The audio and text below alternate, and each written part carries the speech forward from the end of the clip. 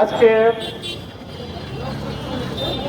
এই ছোট্ট র্যালির পরে এখানকার এই সমাবেশে আমি কয়েকটা মেসেজ দেওয়ার জন্য মাইক্রোফোন হাতে নিয়েছি। সর্বপ্রথম আমি স্মরণ করতে চাই, এই কোটা বিরোধী আন্দোলনে যারা বুকের তাজা রক্ত দিয়ে আমাদেরকে এই দিনটা ফিরিয়ে দিয়েছে, আমাদের এই স্বৈরাচারী শেখ হাসিনা খুনি সরকারের এই জবৎকার পথর থেকে আমাদেরকে মুক্তি দিয়েছে, আমি সর্বপ্রথম সেই সকল বীর শহীদদেরকে স্মরণ করতে চাই। বন্ধুরা, আমি স্মরণ করি তাদের যারা এই আন্দোলন করতে গিয়ে এখনো পর্যন্ত তারা কাতরাচ্ছেন এবং অসুস্থ অবস্থায় আছেন।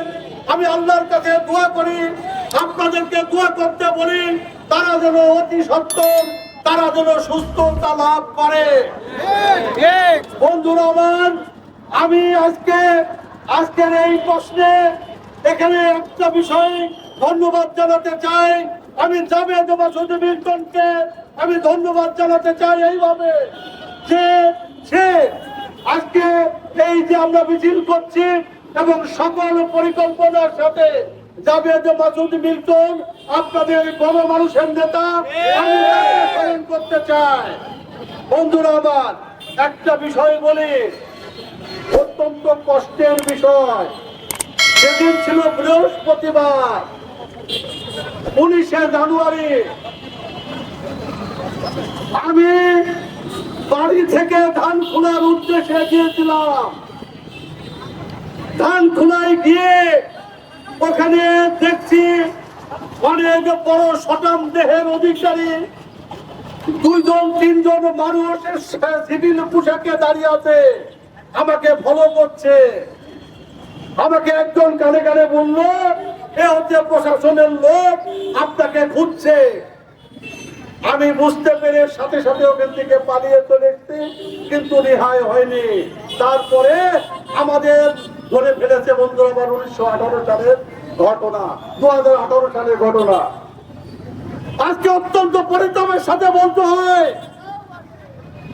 আমাদের নামে গায়েবী মামলা হয়েছে, শত মামলা দিয়েছে।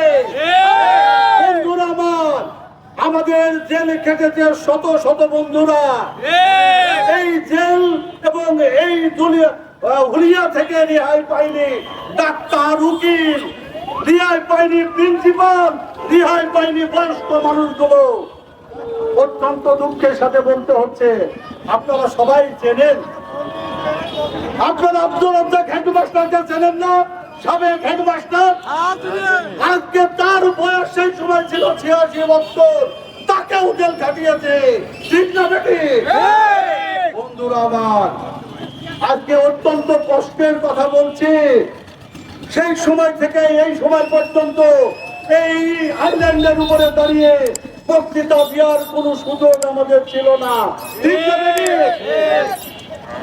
এই জায়গা থেকে বলি, আমাদের ভিতরে ষড়যন্ত্র আছে।